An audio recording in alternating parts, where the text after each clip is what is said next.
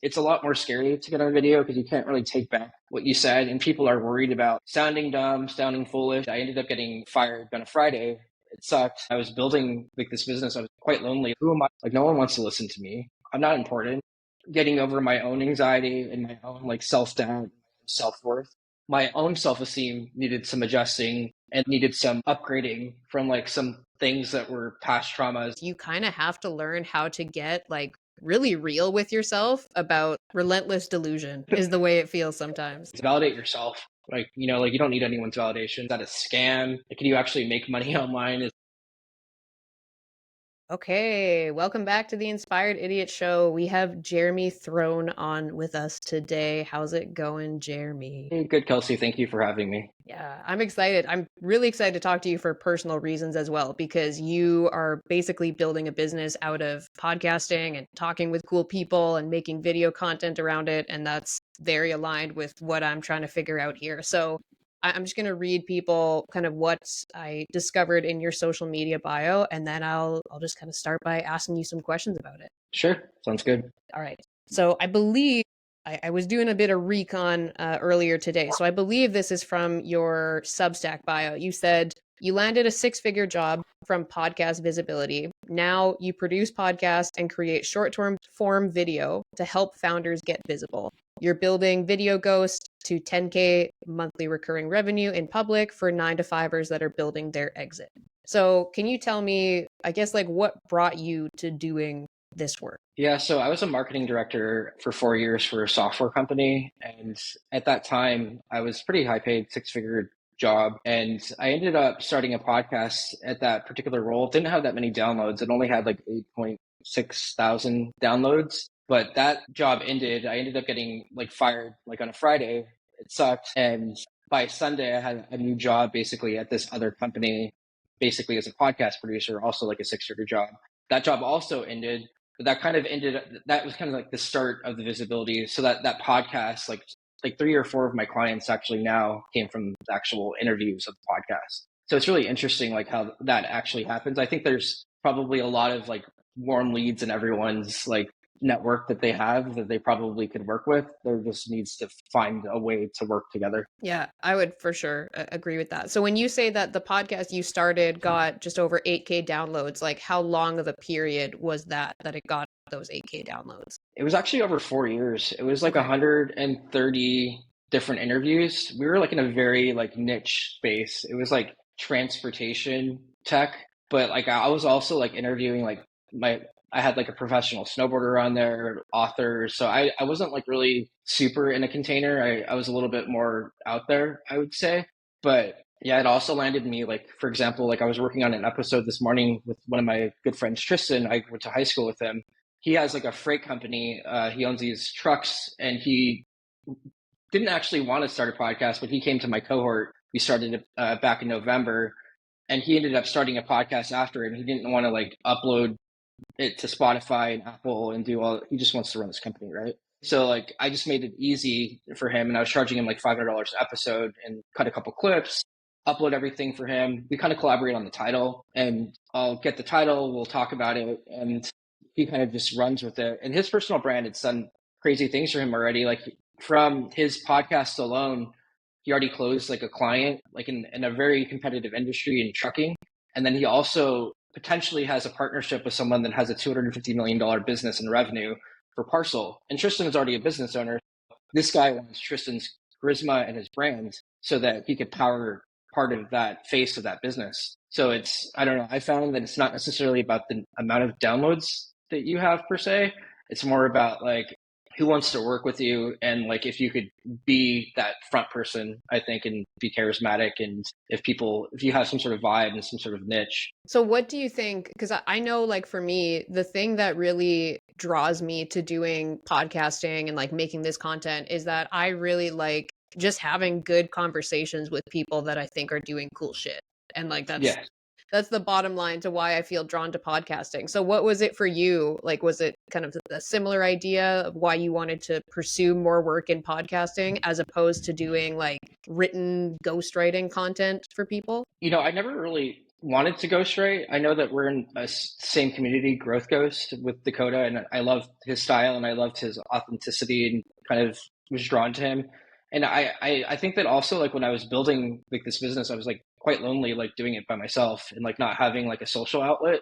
So Mhm. I needed to be around like people like yourself, other people that were positive, like doing cool things. But yeah, I think podcasting, I had a hard time like getting my first couple podcast clients. It took me like 8 months to get like the first client. And at that time, I think I was charging like $100 an hour. And then I was like, it's been an iteration figuring out like how to charge, like what to charge, like getting over my own anxiety and my own like self-doubt, self-worth, for lack of better words, to like charge higher and higher rates. And I think that that's part of it. It's easier to take risk, I find, like when you have like more recurring clients and then you can kind of start experimenting and doing different things and making more money. But I think initially getting that, for me at least, like the hardest part has been getting over like that initial hump of like making an offer and will someone buy it? And like, is it repeatable? And are they happy? So like, Mhm. I think after all those things are checked, like then you kind of get more confident and you're like, okay, I can actually do this and figure out like different ways of kind of just scaling it. Okay, I want to ask you more questions about like how you kind of figure out the offer for people. But one of the things that I was wondering, because I noticed that like one of the things that you offer people up front is you offer to do like a free video with them. I noticed it's 30 minutes and you say like we're going to nail your narrative, cue you up and capture a punchy sub 60-second short all in one call and then you caption it and you send it back to them within a few days. So do you find that even in the work that you do where you're talking with people and interviewing them, there probably is still some element of like ghostwriting in there if you're like writing captions for them and stuff, right? Yeah, well, I think that like I don't think it's like writing or not writing in video. I think that even like good video, like even a lot of like YouTubers I like, it starts from a script, right? Like some sort of like writing in general. Like Ed Lawrence, like he runs some creator booth channel, and I know that he scripts every single video before he actually like he'll write them down, and then it becomes that. So I think that they're all related to thought, right? And I look at it like video just adds another layer of thought because it's a lot more scary to get on video because you can't really take back what you said. And people are worried about like sounding dumb, sounding foolish. And that's why a lot of people, you'll go onto their profiles and you'll see that like they have audiences, but some of them don't have video, right? I started noticing that. And those are like a lot of the people that I'll hit up because I'll be like, all right, like you have 5,000 followers, you clearly know the value of content because I don't want to go convince the people that don't understand content to like content because to me I feel like that's like a waste of time. I'd rather them be bought into content, right? And then from there, if they're bought into content, then I can like, why aren't you on video, right? Off, like why aren't Mhm. you on video? And there's usually it's because they're insecure. I find because like no matter what level of life you're at, like my dad has friends that are super successful that are entrepreneurs that have like multi-million-dollar businesses and they won't get on video because they don't like being seen for whatever reason. But I think the people that are like that know that they need to be visible but aren't being visible, those are the people that I love working with because I'm like, all right, like yeah, like you're even like my friend Tristan, he was insecure about like starting a podcast because he's like, who am I to podcast? Like no one wants to listen to me. I'm not important. Like I don't have good stories to tell. It's like no, like you have a lot of good stories to tell. Like you're building a business. People are interested in this stuff. People are interested in you. I think a lot of people just get in their heads about like just being visible for whatever reason. Yeah, I resonate with what you said though that you found that it gave you a bit of like a sense of connection because like I run my business with my husband, like he's my business partner, and I Sure. still go through periods where I feel like really alone and like disconnected and admittedly like I've realized in the last year like when I went to Vegas for my bachelorette with my friends, I felt like this part of my battery getting recharged that like hadn't been charged in months and it was like I enjoy being on camera. I like being seen. I like connecting with other people. So I've realized that I'm very drawn to doing this type of work and I do want to try to find a way to integrate it into my business because I want to do work that like fulfills more than just money for me. And I feel like Yeah. that sense of connection is a really big draw for doing Yeah. podcasts. And I also think that it's also like the learning aspect of it. Like to me, I think that like kind of similar to what you're doing, like learning from other people that are doing the same thing, it's like a faster way to get to where you want to go, right? Because then it's like, all right, like I love books. I have like 120 Audible books. And to me, it's like, all right, I have my own Audible collection on people that I want to talk to. And I think that that part of it makes it really interesting because I don't know, you can go a lot faster when you learn with other people. Mhm. Yeah, 100%.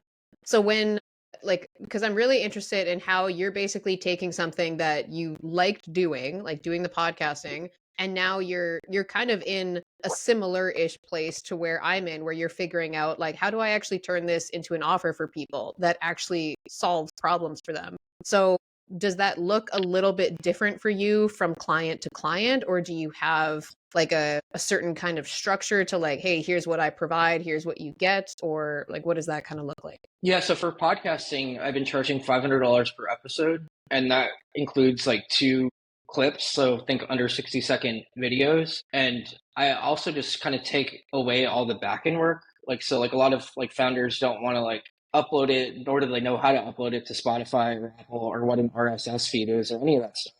So you have to think that these people are just like wanting to like run their company. So, and then because we understand like writing and ghostwriting and like hooks and like how to like where to cut things or whatever and like what's going to work well, they're also buying that expertise where it's like, all right, like I know you don't have to tell me where to cut the clip. I'm going to know. And I have different processes like where I could use things like Opus Clip if I wanted to like look at like where it thinks that the hooks are going to be good and go to those points and look at them. So I think it's partly that. And then for the video ghosts, or not video ghosts, but the for the short form clients that I have, I've been charging about like $1,000 for 8 videos. I was gonna try something like new, like package it into like a 3 month engagement with basically 18 videos and this whole creative brief system where it's kind of meant to like have it so that I'm training them up on like writing. And I think that that has a little bit of elasticity to even go to like 10,000 maybe. I think that part of it is just like finding like, hey, like, am I going after the right people? I have someone in mind for that particular one too that picked me up and said, hey, I've been seeing your content on LinkedIn and I know this guy's an executive and he has like a business and he has money. So it's one of those things. It's like how big of the problem is it that I'm solving? And visibility is a huge problem for a lot of people. So I think we're both solving sort of visibility problems too in some sort of ways. Yeah, yeah. That makes sense.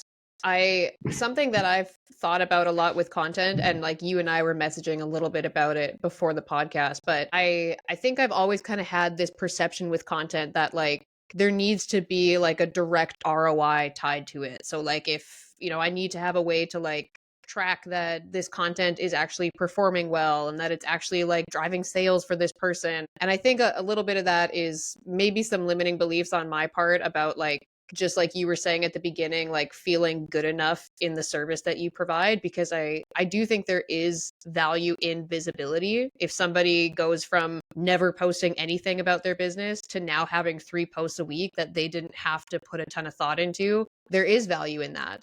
But I guess, is that something that you've ever kind of run into when trying to come up with these offers, is like, how do I make sure that this person feels like this service is valuable for them, even if I can't always tie it back to like, hey, we know we got you a customer with it. Does that make sense? Yeah, attribution and ROI with like content is really hard to do. And I used to get into fights all the time as a marketing director about that. And it's funny because like one of the person that I interviewed on my podcast years ago, I was talking to her yesterday. She was the one that I pitched that 8 videos for $1,000. And she said, yes, she said that I put the company on the map because of that podcast, which I didn't think. Those were her words, not mine. And I was just like, okay, like that was really interesting. So I kind of like started seeing the roots of this visibility through that podcast that I did myself. And then even if I'm looking back to like Tristan's thing, my buddy that I'm producing his show, he's already landed one client from this podcast. And then he's in the talks with someone that has a company that's running like $250 million in revenue to talk about business. So did the downloads really matter if it's like 100 when he has this opportunity? Not really. So I think that that's like the part. I don't know what the things are going to be necessarily that's going to unfold over time. And is this you're going to get like 2 leads a month or whatever? I don't know, but I just know that good things will happen. And I guess it's kind of like, you want to go after the people that you got to convince like that are more analytical, that don't buy into it, or do you go further along like to the people that already get it and that like know that they want it? I would just go after those people, the people that know that they want it, but they're like not doing it for some reason, right? Yeah. Like that's the people that I would probably focus on, because like I remember getting into like arguments with my dad because he was part owner of that company that I was the marketing director at. And he would say the same thing, like, where's the ROI? Like, can you tie it back to this? And those type of people, like, I just don't waste my time with, to be honest. Like, I'm not going to try to convince them, even Right. that, but try to, like, at the same time, like, provide value and, like, ask your clients, like, what good came out of this, like that type of thing. Yeah, I think you make a really good point that like there is always going to be kind of a bit of like an unknown when it comes to organic content because like for example, like one of the things that I do is I help people join a business program that I actually once did. So I do like a bit of a high ticket sales role and I talk to people often that will say like, "Oh yeah, I've been watching this content for months." But like the attribution isn't like they didn't necessarily book through Instagram or through YouTube, but that content has been nurturing them for months and helped them make that decision. But on paper, when you're looking at that data, it might not reflect that this person actually came from social media. So I think you make a good point there that there's always going to be a little bit of an unknown with organic content until we, find the software that just like perfectly tracks every person individually, which I don't know could ever happen, privacy issues and stuff. But I think you make a good point that you have to find clients that see the value in just being out there. And I was actually talking to my husband about this the other day because I was saying that for a while now I've considered just stopping posting on LinkedIn because I'm just not putting as much effort into it. I feel like my impressions aren't that high. And he said to me, "Well, okay, I mean, let's say you have a post that only gets, 150 impressions. Like, yeah, that might seem pretty shitty, but that's still 150 people that otherwise wouldn't have seen your content. Like, Yeah, it's a lot. isn't there like, if you were speaking to 150 people in a room, like that's a good handful of people that otherwise wouldn't Yeah, have seen it." 100%. I think that we get caught in like the numbers game and like the amount of impressions and like this. I don't know. If a post goes off or whatever, I've had some posts that have like 500,000 views on a video and like some posts that have 50,000, 60,000 views, and it feels good. But at the end of the day, like what I realize is that the views, like even with like 9,000 followers, I still need to do like outbound sales. And like I wasn't aware of that. Like when I thought that I could just like build it and they will come or whatever. Like that was like what I thought. And little did I know, I was trying to get away from sales. I didn't think that I was going to have to go like back into like sales mode. And I already knew how to do that from like being a marketing director and like do outbound strategies. I used to like manage like SalesLoft and outreach.io and build out these sequences and have like email drop or like voicemail drops and all these different things, A/B testing all these subject lines. So I was already pretty familiar with how to do kind of a lot of that stuff. Give me one second. Let me close the door. Sorry, Kelsey. It's all good. Dolomite. Dolly wanted to say. Nice. Of Yeah. course, had to make a cameo. Yeah, debate. So where was I? Sorry about that. No, it's all good. I'll kind of jump into another question that came to my mind here. So, can you like when you get on that free 30-minute call that you do with people, can you walk me through like do you have kind of a format for that call? Do you have like specific questions that you ask? Is there something that you're like listening for in that free call with somebody? Yeah, that's a good question. I mean, I'd like to know like maybe like why they're not on video. Like, what's their reasoning for like wanting to be on video? On the last one that I had with that lady Margot, she was already like a friend. Like I'd been to like her house before, and I knew that she had been on podcasts and that paid other people to cut up her podcast. So I knew that she was already kind of like investing in video. So for her, I was just like, hey, let's. I think we talked about with her. It was like she accepted this job and the CRO like said, "Oh, I need you to make like $10 million by like next year." And then she's like, "Oh fuck, like I don't want to like work here," and I accepted this job. So like that was kind of like the idea of the video that we made. But a lot of the times I'll ask them like, "What do you want to make today? Like who's your audience?" Things like that to find out like what they're trying to accomplish. And a lot of the times, hopefully, like I try to target people that have like industries that are making money, like Web3, crypto, like blockchain, real estate investors, like investment funds, like think like real estate fund managers, people that are like raising capital that have like $50 million funds, like 5 grand, 10 grand. It's not going to be much for them, right? I actually had a buddy that like he ended up closing a $50,000 like kind of mini documentary for like over like a DM like to a nonprofit. And he was pretty smart. He was like looking at nonprofits that had like a certain amount of revenue. So like I don't know. I think that the one thing I know though is that definitely like the free thing is smart because then it lowers the friction point and you're kind of like getting to know, do I want to work with this person? Could I help this person or are they going to be a pain in the ass? Right. So like you're kind of gauging that. And at the end of the day, it's like, all right, cool. Like they walk away with the video, you get a testimonial, like you're building out your social proof. And then with the possibility of like, yeah, like, oh yeah, I wanted, like, it was not hard for me to like close that lady. I mean, she hasn't worked with me yet or whatever, but she's like, yeah, let's do it. Like, I need videos. So I'm filled up right now in my pipe, but I'll reach out like in a month or whatever. So like, that's kind of like, it wasn't like she's like already wanted to do it and already left me like a review.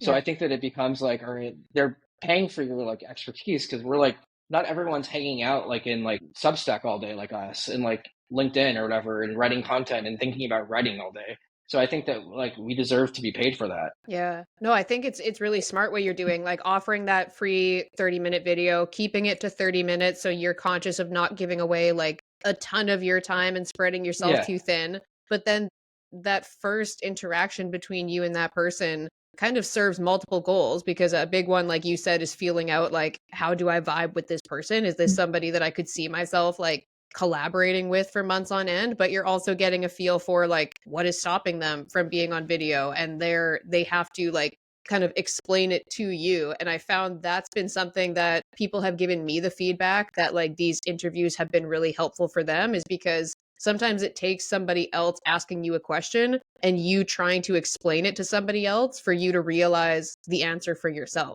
Like when you Yeah. try to explain something or teach something, you suddenly have to get clearer in your own mind. So I think there's a lot of value in what you're packing into 30 minutes. It's very smart. Yeah, I think you could actually do it too. Like there's one guy that doesn't have any writing also that I might for one particular CEO that owns a software company, I was thinking about hitting him up and like saying like, hey, like let me do writing and video for you, like everything, right? And then use the creative brief where you have the creative brief on that one person and then charge like $2,000 or $3,000 a month for a client like that. Because at the end of the day, like if I'm a marketing director, you're gonna have to pay me like $1,000. Like why wouldn't you hire some fractional CMO for $3,000 a month? It's not, Hmm. if you're an entrepreneur, it's like, can you find an employee of that level of caliber for 12 grand a year? No. So like, Hmm. I think that it's kind of like the way we think about things and the way that we process information. I think a lot of it too, myself, had to do with like money issues and like money, I don't know, just not wanting to be a salesperson for whatever reason and just wanting people to come to me. So it was obvious. But I think that that's something that I've had to like, I'm learning how to like handle and learning how to get over it. Because I also feel like there's something to be said about like your self image and like whether or not like you see yourself as someone. Because I used to hang out with professional snowboarders. That's what I did in my 20s. Like, not I wasn't a pro myself, but like I had friends that like rode for Burden and that were like in the Olympics. Like one guy, I was living in Mammoth Lakes, and one guy basically got fourth place for the U.S. Olympics competing against Shaun White. There's a video on him that HBO made called The Crash Reel, which was like his friend doing a double cork in Park City halfpipe and falling on his head. So I was in this crew of like elite snowboarders before I was doing all this stuff. And they had that same sort of thing where it's like, all right, like if you're going to do something at the highest levels of execution, like you have to like be extremely like strong headed, like knowing what you're going to do and execute it. And I realized that maybe like my own self esteem needed some adjusting and like needed some like upgrading from like some things that were past traumas and things. So I think we're all kind of figuring it out, but I think a lot of it has to do with like our own mindset. Yeah. And I get, like, I resonate with what you said about wanting to do this work, but not wanting to feel like you're being salesy with it. I think a lot of people relate to that because I've even had people that I've interviewed like this who will then ask me after, like, what are you doing with these? Like, you're giving people a lot of your time and you're taking time to like research them ahead of time. Like, you could be making an offer with this. And I know that they're right. And I know that eventually I will get there. But something I've been super conscious of is not coming at these conversations with a like money first energy. Like,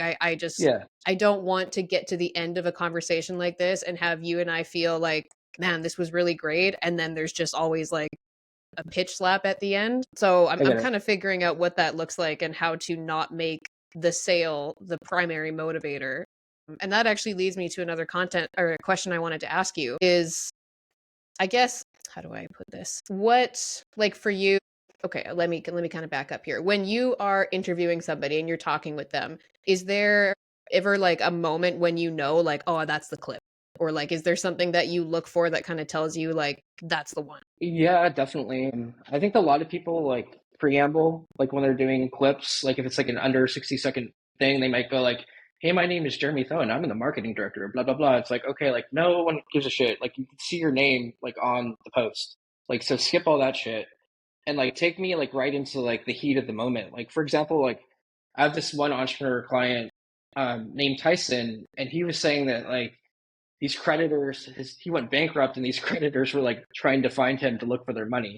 And I was like, drop me into that situation and tell me like how you got out of it and like a lesson learned from it or whatever. Go like, hey Tyson, tell me about the time that these creditors were looking for you, and then it allows him to like naturally articulate what he's saying without it feeling like he's like, scripted or whatever. So like it's kind of like I'm like a copywriting video coach to some sort of respect, and then using the podcasting interview skills that we're learning and learned to like help them like tease out their story essentially.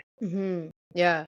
It is it's very exciting to me because it's like you're just learning how to like storytell and kind of draw that story out of people because he probably told himself that like you don't need to know that like there's not like a huge climax to this story or anything but like all of those little instances of like him trying to run from the creditors like that's a moment of suspense that you just have to describe to people what it was like and like put them in that moment. Yeah, and a lot of times too, he's like, I don't know what to say or like how to say it, or like, or I feel like cringe talking about like selling this like million, company for millions, and I feel weird saying that. And he would say like, I grew up, like hating posers and things like that. So there, I think people are just like a little reserved maybe, and it's harder for them to see their story. But like us, like if we understand like story structure and like a story arc, like we kind of need some like low and some sort of high, right? Like I had a post that popped off that had like 70,000 views, and it was talking about like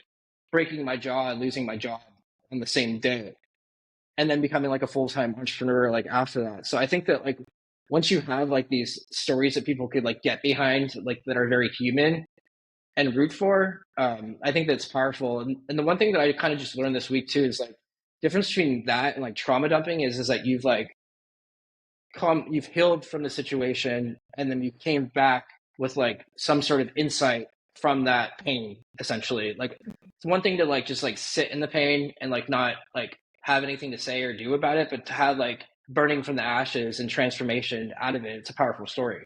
So I think that and it even allowed me to like learn my own story more from like listening to other people's stories and helping them with their own confidence. Yeah, it almost gives you a sense of like connection and validation. Like the way that I was actually writing about this yesterday about like why I'm doing these interviews and part of it is like for me to see that like the unrealistic goals that I have actually have some receipts to them and see how other people did it and be like, okay, that's one way I could do it. Like it's possible. Yeah.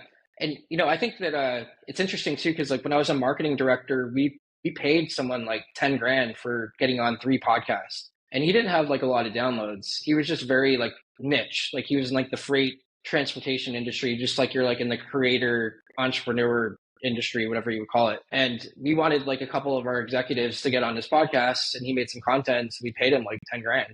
I don't know, like you. There's also like the model of like community, like where like maybe it's like a visibility community. I thought about building something like that, and like there's room for people to do like many different variations of these things. So like I think that like whatever it is that helps, and some things too. Like I got a message from this guy that had like been scared to start this cannabis podcast, like gaming cannabis podcast, and he through like free content like had started something and had like a substantial amount of downloads already. Like so it was pretty cool to like see people that are like you're helping that you don't even know you're helping. Like I never worked with them like one on one. Like Hmm. that's just all through like kind of content. So I think that part of it too is just like it's sometimes hard because like you see all these people like winning and just fucking I don't know, just seems like everyone is like crushing it. And it's hard not to get like down sometimes when you feel like it's slower than you'd like because it's definitely not as fast as I would like to be at, like where I'm at right now. But at the same time, I think that like the other way of looking at it is like you could be Like my buddy gets canned every like year, and literally he's out of work for like 6 months to a year, and it's bad on his mental health, and you can't really say what you want like on social media.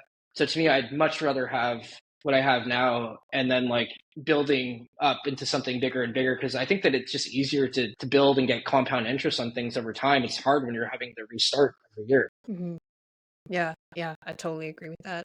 So, can you take me into like when you are writing content for this person, whether that's like the 60-second clip or when you're working on like the full podcast episode for them? How do you like, do you have kind of a structure that you lean on to kind of tell you like what to write? Do you have like a format that you kind of rinse and repeat? For the clips, yeah, a lot of the times for clients that are working with me, I'll do the whole like creative brief with them. So I'll find out like what's their backstory, what's their values, what's their contrarian beliefs. So I'll sit with them in an hour, and that becomes like the brain for like when I'm like live scripting the content. Then I basically have like a Claude project that says like write these 60-second videos, put like the main tension up first, right at the front of the clip, and I'll just like chat with it, be like, tell me about like Tyson, like when you sold the company and why you felt like a fraud.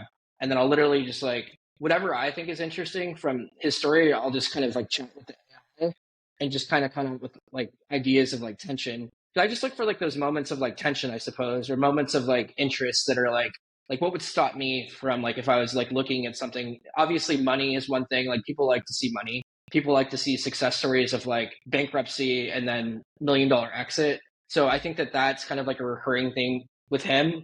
And you could say the same thing again and repackage it differently too. It's not like if I said it once, it's not like I'm not going to go back and say it again, right? Like I'm gonna do that. It's gonna hit on it maybe like every 4 or 5 or something like that.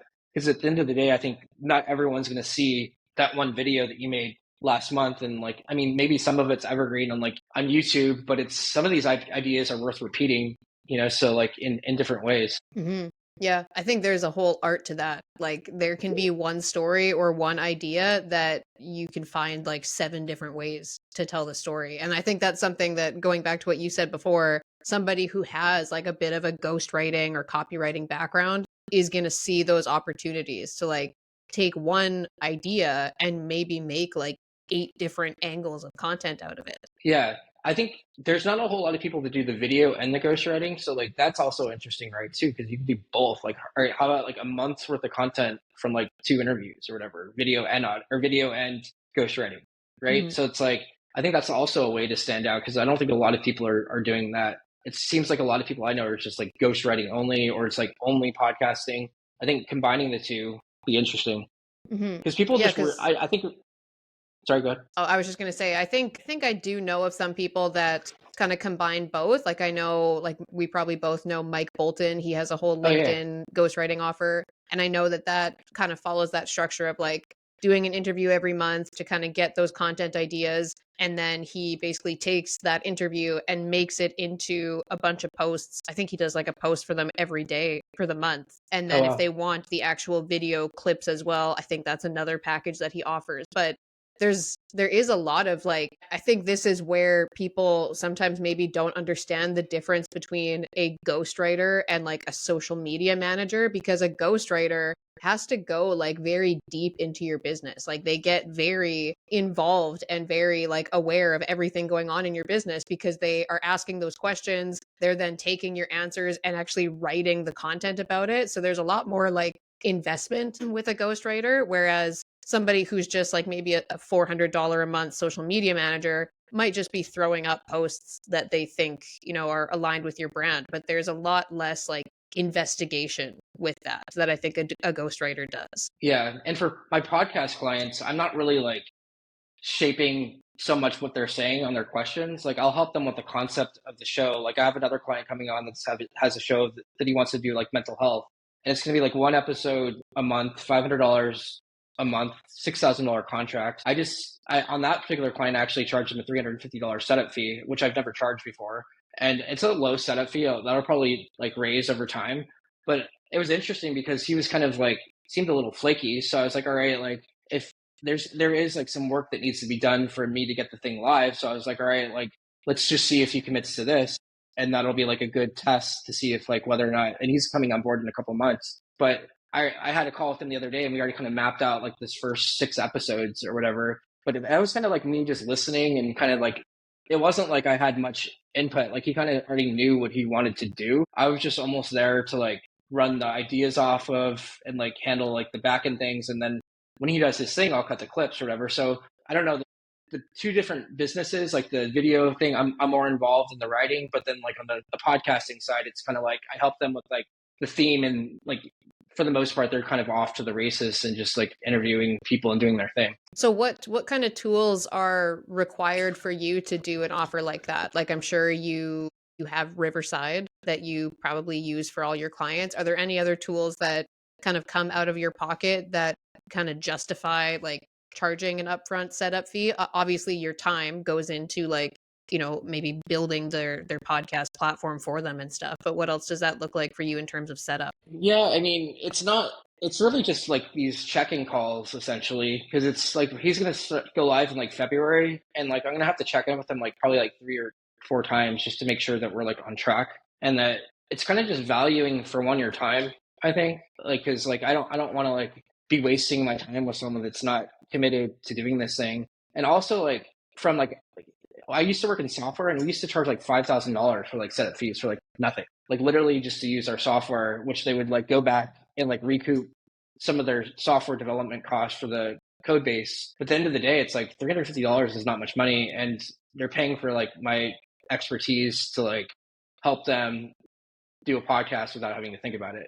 Like I already helped them out with like the mic. That the mic alone could be like a $300 problem. Like if like you don't know what you're doing with like a mic and someone's like, hey, let me show you how to do this. Like, I mean, I think that it's just like valuing what you do Mm-hmm. essentially. Yeah, and like for me, it wasn't like he paid it, and to me that's good because now it's like it's a signal that not only did you get the Stripe payment, but you also have that that he's serious about like making this happen. Mm-hmm. So I also think that like I don't know if that thing like these like smaller commitments lead to like bigger commitments, that type of thing. It was interesting though because I've never done it before and it was a test and I'm glad that I did. Yeah.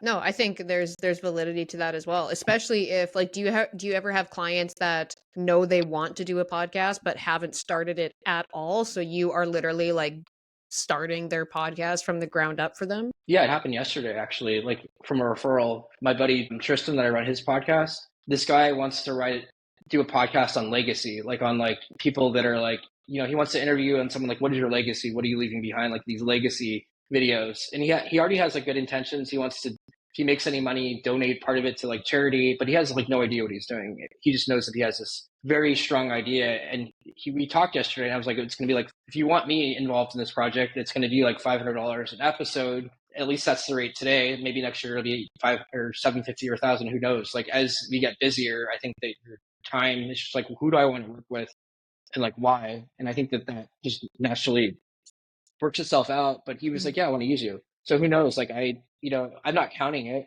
but at the same time, it's a good signal when you get referrals. And the other one for the mental health was a referral too from someone. So I mean, I think that also is helpful. Like when you start getting a couple people that are like, all right, like start referring you and they know what you do and they're happy, it makes things a little easier because then it's like they already want to work with you. So if like I mean, let me take a step back here. You obviously have experience like working with platforms like Spotify and Apple Podcasts and stuff. So if somebody was starting their own podcast, are there any like basics that you would tell them like make sure you have this done right, for starting your podcast, whether that's like a description, naming it, images, anything like that? There's so many little variables now. Yeah, I mean, for me, I kind of just ask like what their goal is. Like, what is like the main reason for like, is this like a project because it's a personal project? Or are you trying to make money off of this thing? Like, what is your end goal? Because I'm not gonna like promise to like this thing's gonna be like making you 30 leads a month or something like that. I'm just like, what I try to find out.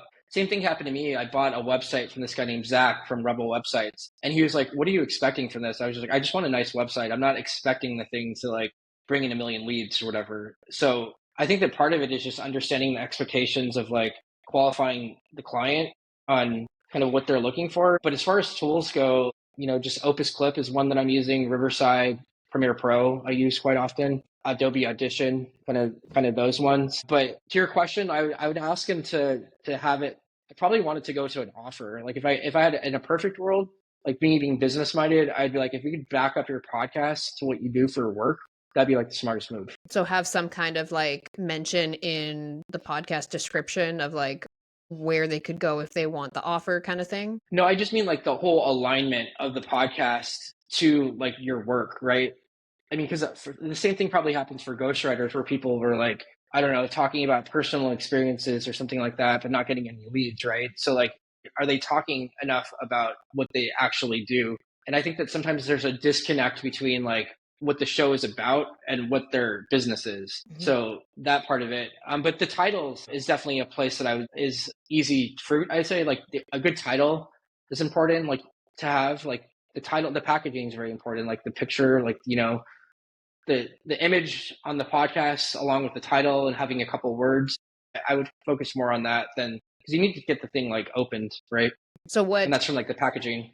are there any like basic tips that you would give people about like choosing a title or choosing an image? Yeah, I think the titles like should be somewhat provocative if you can. Like we had one like recently where it was for like a weed company called Jane LA, and I think we called it like Breaking Bad Mom or something like that in the title because she's like a drug dealer, and so like just stuff like that that's like fun, And I think it depends too, like if like how like loose your brand is. Like I think that like and also I find that stuff that uses numbers usually works pretty well, because it's like our brain likes to see some sort of numbers, and you're only given like 99 characters. So, and if you could have some sort of arc in the title too, from like I don't know, tailing comes to mind, right?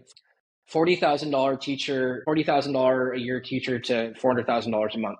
Like that seems pretty interesting to me. I'd be like, all right. And then usually I'll be like brackets, Talon, John Simmons, something like that. So just some sort of, I don't want to say clickbait, but something that like you're like, oh wow, how did that happen? Like I'm curious to see how that teacher is now like a really well paid author. Yeah, something intriguing. Yeah. Yeah. Something, and we all have these like backstories, right? That are like, it's just whether or not do people spend time to actually like figure out those backstories and polish them. Like we all have them, but like, are we paying attention to how we're presenting them? Yeah. So one of the things that I wanted to get your thoughts on is like I said before, I think when you're doing this, especially long-term work with somebody where like you're getting really into their business and their story, do you think that in order for you to do a good job, you need to be interested in that person's business? That's a good question. I mean, I'm not particularly interested in trucking, which one of my clients owns trucks. So I don't necessarily think I need to be interested in, although I find it fascinating, their business, like the pairing the freight with their trucks and like how do they make money and they can't make money and it sounds like hell and his truck's on fire and all these things. So I'm just like, all right, I do not like want to be in your business and it sounds like hell. And I respect you for being that brave to do something like this, but I don't think that I need to like love their business. I just think that I need to love their story and them essentially, and then pull the humanity out of their business. And then, because at the end of the day, as you know too, like storytelling, I think is like the one thread that really makes like these narratives powerful. And then just creating like something that holds that narrative. And I don't know, I think people don't spend enough time thinking about like how to like tell their backstories, I feel like. Yeah, and that's interesting too with the way that you do it. I'm curious, like when you are, working with somebody on their, like you're interviewing them or you're helping them with their podcast, are you going into Riverside like in producer mode where you're talking to them, but your voice and your image isn't in the final video and you're just kind of asking them these prompting questions to get their answer, or what does that look like? Yeah, we're both on the screen, and then like when I export the video, it'll record to both sides. So there's like a file for you and a file for me, and I just download their file, the video file, and then I go into. I don't like Riverside's editor that much, to be honest. So what I do is I go into Premiere and cut it to trim it to where I like it, and then I upload it um, back into Riverside is what I've been doing. And sometimes I'll upload it into Opus too and use it to get like the captions from Opus. And there's another one if you use Premiere Pro caption tool called Brevity Pro, which is really good. It allows you to do captions directly in Premiere pretty easily. It's like a plugin. So I use that one sometimes too. So it's kind of like a combination of things. I mean, if I could clip it right in Riverside, like this morning I clipped it like right in Riverside, it just happened to work out. But sometimes like when I'm like fine tuning some of the trimming, it's easier to do it in Premiere. Yeah, I remember that from using I used to use Premiere Pro in college, and it's a bigger program and probably a lot more expensive than Riverside, but it's definitely more advanced. I used to use Opus Clips a lot, and I found that I was just always going in and like editing them after. Like sometimes Opus would make a clip that was really good, but I found more often than not it would make clips that I wouldn't agree were like as good. So I found like recently Riverside introduced the magic clips, and I found on average I thought that those were a little bit better, but I personally just haven't found yet that AI cuts as good of clips as I feel like I can. Like sometimes it picks a weird starting hook, or it, ends the video in a weird moment where I'm like, well, there wasn't really like a point to that short. I just find I often don't agree with the way AI cuts clips. But have you had a different experience using Opus or Riverside? Yeah, I mean, honestly, like when I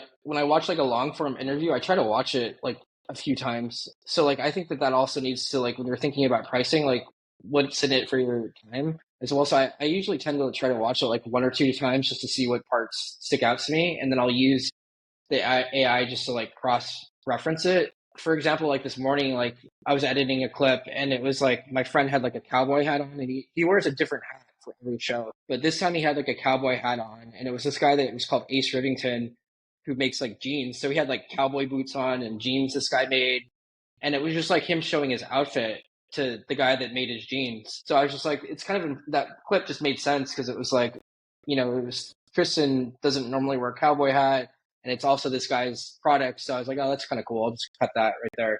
Hmm. Uh, but yeah, I think it's kind of varies. I guess it's somewhat of an art and somewhat like what do they want as well. That part's a little tricky. I find that part to be hard too, just because it's like there is some like creative, I guess, kind of don't know what they want essentially, and you're kind of just guessing sometimes, and you're hoping that it's like, all right, I hope that they like that or whatever, and just kind of like working with the clients to figure out what they actually like on the podcast side. Yeah, and it adds a whole other level of thoughtfulness on your part too when you know that like if you tell somebody, I'm going to give you 8 videos a month and I'm also going to write you the caption for that video, then when you're cutting the video, you're also thinking about it from the perspective of like what am I going to write to go with this? Like what is the point of the post? Because when you also have to write some kind of caption to go with it, I think it makes you think a little bit more critically too, because you're like, well, I got to write something to go with this post. So if it's not saying anything, then what the fuck am I going to say? You know? Yeah.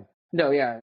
I think it's always best if you have like things to say. Like we had one guest on that had this popcorn machine, and he was like running out of money. Like literally had like 7 months worth of inventory, millions of dollars in this like little object for like popcorn that you stir. It was really beautifully made. This guy was about to go like bankrupt, and then somehow got like on Oprah and then sold out of all these popcorn machines. So that was a good clip because if you could find things like that where there's like tension built in and the person's just like stressed out, and then they figure out, I guess they went on Oprah's site and they found out that the assistant was like a popcorn fiend, Mhm. and they like just messaged her and they wanted like one of these popcorn machines, so they sent one over, and then boom, you're on Oprah, and then your life changes. So Mhm. and that also came from like a DM. So that also made me realize, shoot, like all these other entrepreneurs are also like going out there and DMing people and putting themselves out there. I need to like not get hard on myself when because I don't know, the DM thing is never fun for me. Like I wish I could just like be like, I don't need to do DMs. I could just get business from being online or whatever when it's not necessarily the reality. No, but I think that's why like what you're doing is really smart by doing those free calls with people, because you form such a stronger connection with people by getting on a 30-minute call with them than you would in like so many back and forth DMs.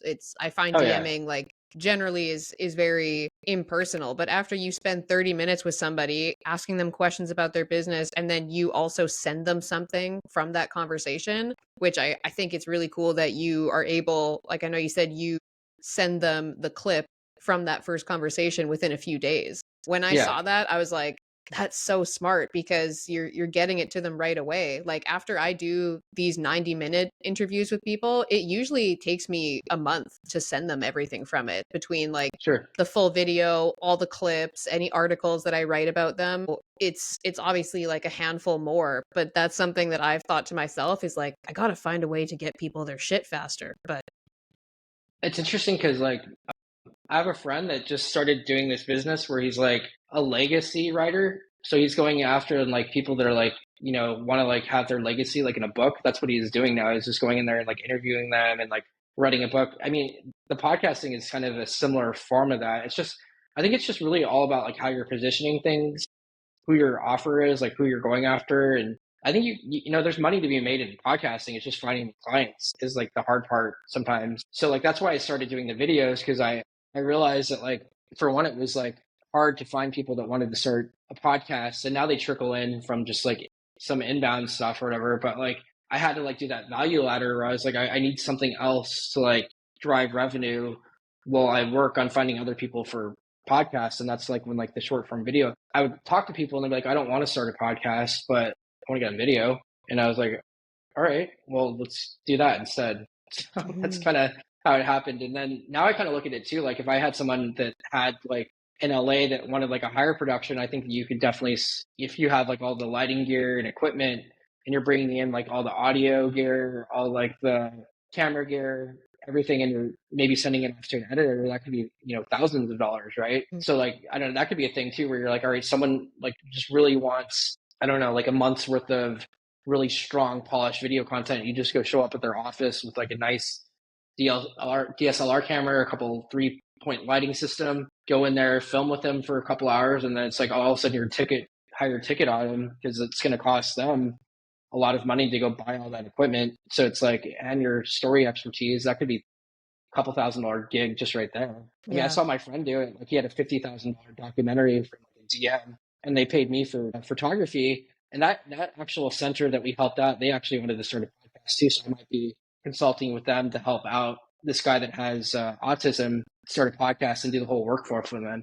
So that's what I'm finding too. Is just like I almost didn't want to do that opportunity because I don't look at myself like a photographer. But I'm glad I did because I saw like what it looks like to direct a set and like to be there. And I was like, all right, I was paying attention to the lighting. I was paying attention to like the cameras that they were using. And I was like, all right, like, could you do a version of this? Probably. So like, I think that's like how like shit happens. You just sort of like, at least that's what I'm realizing for myself. I'm like, there's so many layers to all this. Like, where do you want to go? And part of it too, I guess, is not getting too distracted and too like all over the place. And I thought that even with like when you saw like Talon make money on Substack, you're like, oh shit, like now I feel like behind because he's making money on Substack and I'm not. And like at the end of the day, though, it's like okay, like if I were to do a paid offer on Substack and it's going to take me like 10 hours a month and I'm making like 5 grand a year, it's probably not worth it for me to do it because I could go close like a $5,000. I might not be there yet, right? So like that's kind of like where I have to like retract where I'm at and like not go chase things even though like they're exciting. Yeah, that's a really, really underrated piece of advice when it comes to building a business online is not constantly getting pulled into like what other people seem to be doing or what seems to be successful for other people. It's so easy to look at people that you respect and sometimes look up to and see what they're doing and have that thought of like, fuck, should I be doing that? Like Yes. I probably have that reflection like a few times a month. And then it Yeah. goes back into that whole narrative of like, I need to be moving faster. Am I falling behind? Am I focusing on the wrong things? It's hard to kind of block out a lot of the noise and pull yourself back to like, okay, what do I actually want to do though? Like, do I actually want to build what they're building when I see all the angles of it? Is that aligned with what I want to do? Yeah. And I think that too, like just I beat myself up too for like not being where I'm at fast enough and not and sometimes I think that we have to just like really respect like how far we've come like in a year and like how much like I was working in like in a W-2 and like all the and so for people that don't know what W-2 is just like employment, right? Like I'm so glad to not be a part of that system anymore because I hated it. Like I never could be myself. I always felt like I had to like wear a mask and now it's just like I'd rather just be myself and like build cool shit with cool people and just go out there and like figure it out. It's so much more fun and rewarding too to like Mhm. be able to go out there and like do things like this. And you sometimes you talk to people too that are like I was talking to my aunt's friend the other day and he was basically saying like, oh, that's not my job. I don't do this. I don't like he was just telling me he works at this place and that was his mentality. That's not my job. And to me, like as an entrepreneur, it's like everything is your job and everything is personal. So at the end of the day, I think you're probably the same. Like you probably beat yourself up a little more than like you need to. And I think part of it is just like remembering those small wins that happen like all the time that are in front of us. But our brains are wired to like look at like the negative side of it for whatever reason. It's just Yeah. how we're wired. Yeah, 100%. I honestly think one of the most like underrated pieces or one of the most underrated tools that I think a lot of people don't realize how powerful it actually is doing, especially if you're an entrepreneur, is doing some form of like gratitude documentation, whether that's like gratitude journaling when you wake up in the morning and just saying like three things you're grateful for, or I found like if you do at the end of the day just like three positive things that happened today, people will look at that and a lot of people will think like, oh, that's like a waste of time to do, but you literally have to remind your brain to focus on the wins, otherwise its default is to focus on what you think you're lacking. And I think Hmm. when you are trying to build a business, it's like the ultimate self-reflection, self-discovery journey, because you kind of have to learn how to get like really real with yourself about like what you're spending your time on, what you say your goals are, and are your actions actually like reflecting what you say your goals are. So having some kind of practice like that where you're actively paying attention to like what am I doing right? Like what did go right today? It's I can't even like explain how beneficial it actually is, even just to like help you feel that momentum to keep going so you're not always just down on yourself. Yeah, I try to walk like Dolomite, like 20,000 steps a day. I mean, he doesn't always want to walk with me. Sometimes I carry him or drag him in a cart or whatever. But I think that that also helps me to process things. And to your point, like gratitude too, it kind of rewires your brain to focus and be more healthy with like a lot of, you talk a lot about like limiting beliefs. And I think that like a lot of our limiting beliefs will definitely hold us back. So I think a lot of it is like whether you feel like you're going to be like, making a shitload of money. I think it all starts in our mind and our psychology. And you could see people that are going to make it and Mhm. versus the ones that aren't. And a lot of it's you're like, you just know because they're just like all in, right? Mhm. They're just going for it and there's nothing that's going to stop them.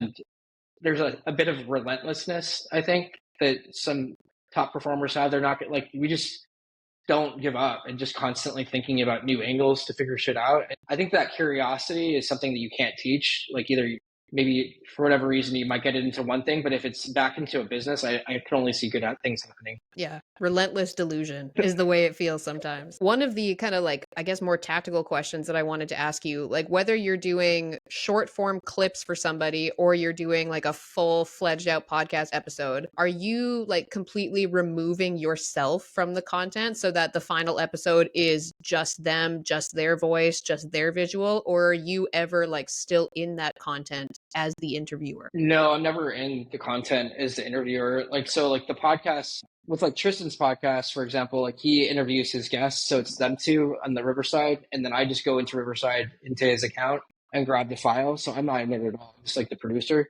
But with the short form clips, I'm in the shot initially with them. I'm talking with them so they don't feel awkward.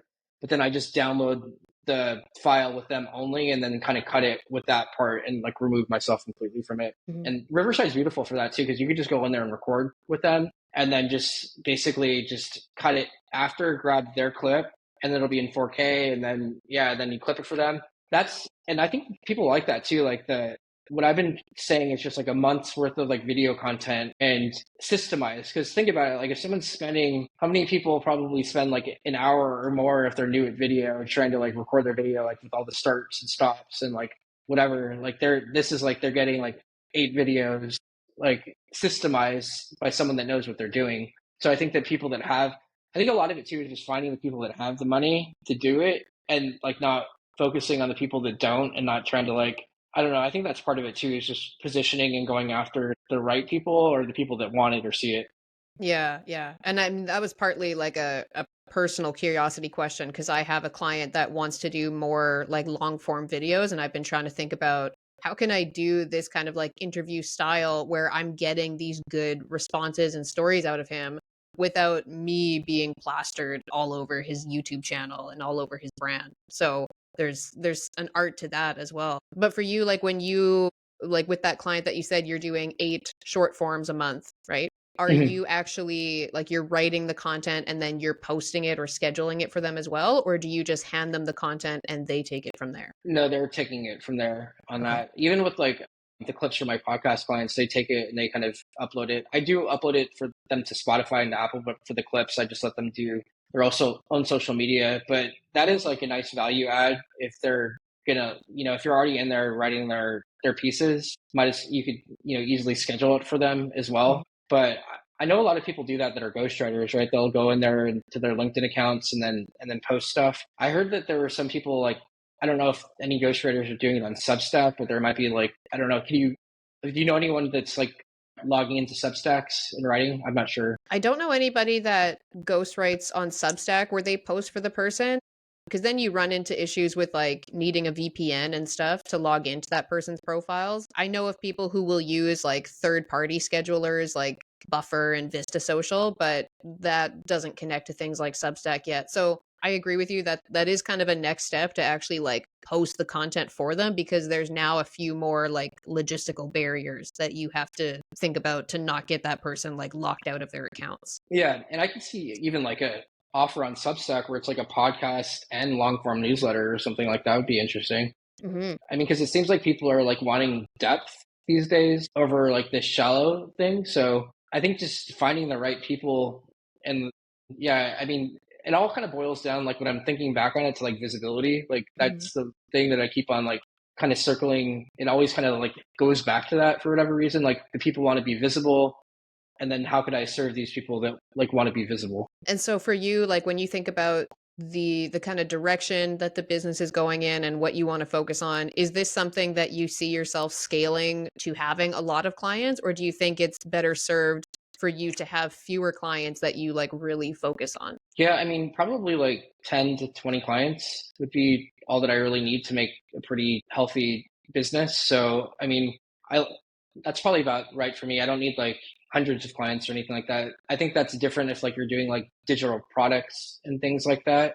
And I haven't really wanted to, I mean, I thought about building like how to like make a podcast like as a digital product, but at the same time, like going back to what you were mentioning earlier, like I don't necessarily, it'd be faster for me to go close like one-on-one things than it would be for me to like build that and like make a couple $1,000s or whatever. It Mhm. just seems like there's always this idea that you're going to go sell a bunch of these things. And I even learned from that cohort that it was hard just to even get like three people in that thing. So it's like easier just to go higher ticket one-on-one. I Mhm. think that the other one is like, unless you're like a really big creator, like there's this like kind of like thing that people have in their brains where I think they think it's just going to be like really easy to go launch a product and sell a shitload of copies of something. Yeah, but that's where the visibility piece and the long-term story building and long-term content strategy comes in, because the more people know you and like you and trust you, the more likely they are to actually want to do business with you. Yeah, and I think all that changes over time too, because as your audience gets bigger and like you become like find patterns of things of people that you help, then you just keep on building new things and new things that work. I think Mhm.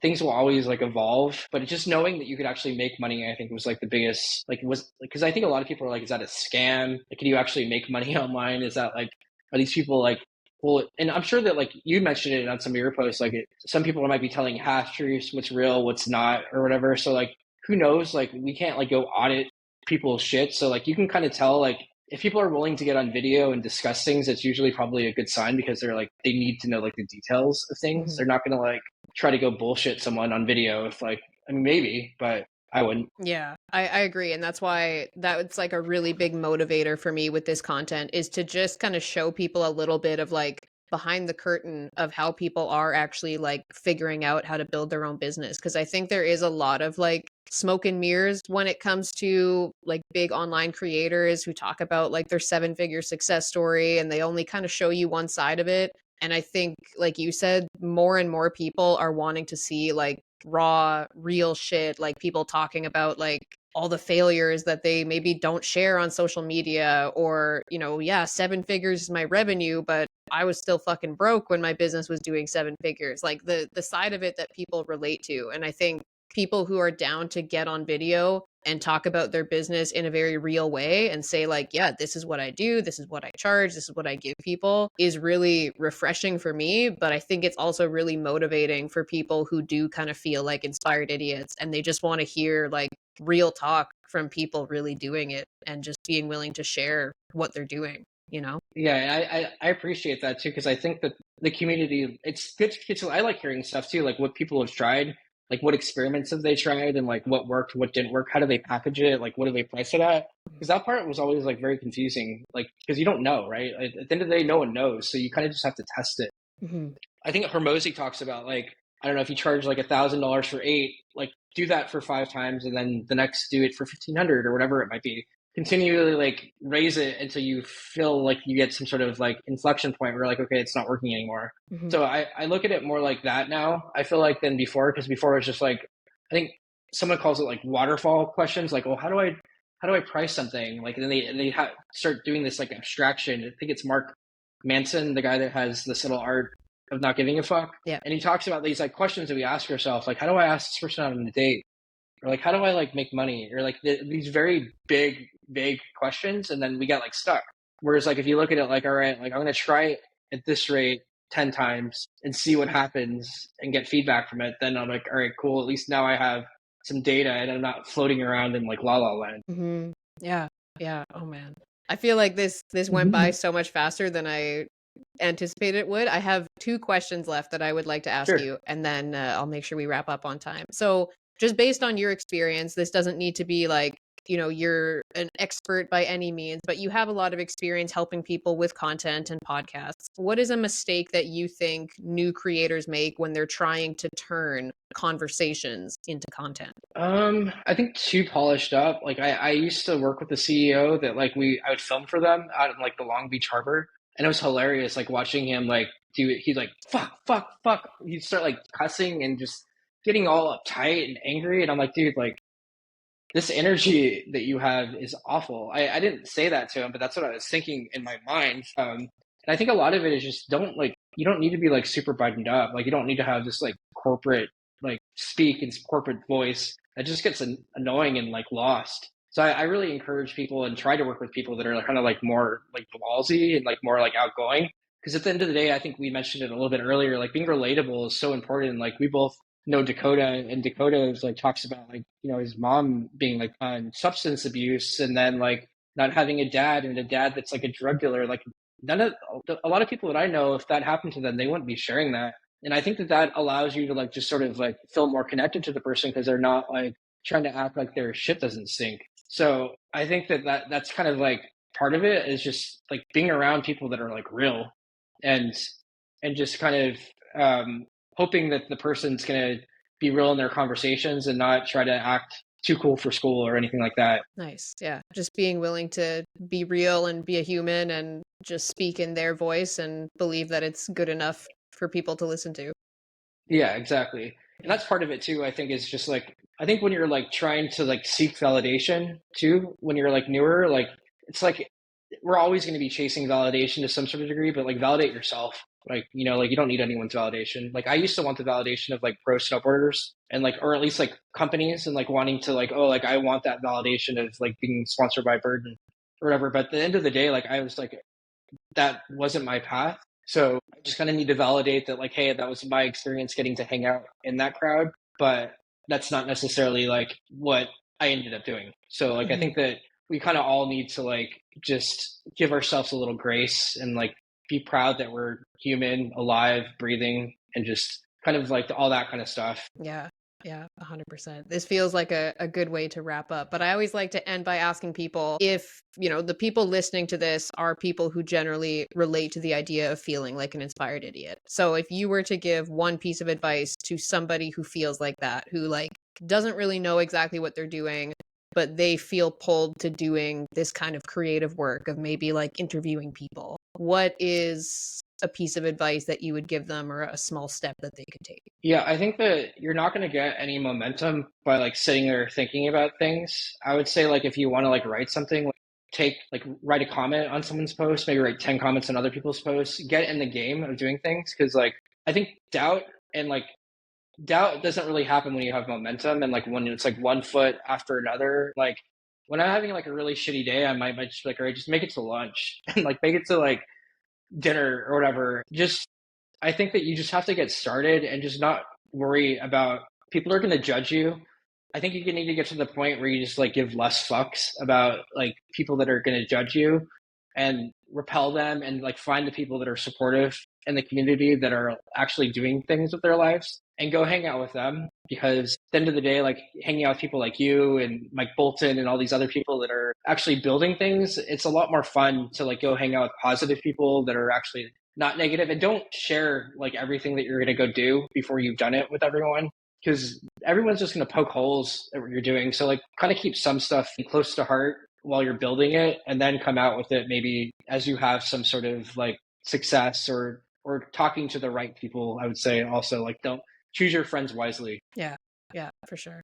All right. Well, that seems like a good note to end it on. So I'm going to go ahead and stop the recording, but I just wanted to say thank you first for hopping on and talking with me. This was cool. Yeah, no, I appreciate it, Kelsey. Thank you. I appreciate it too. Awesome. All right.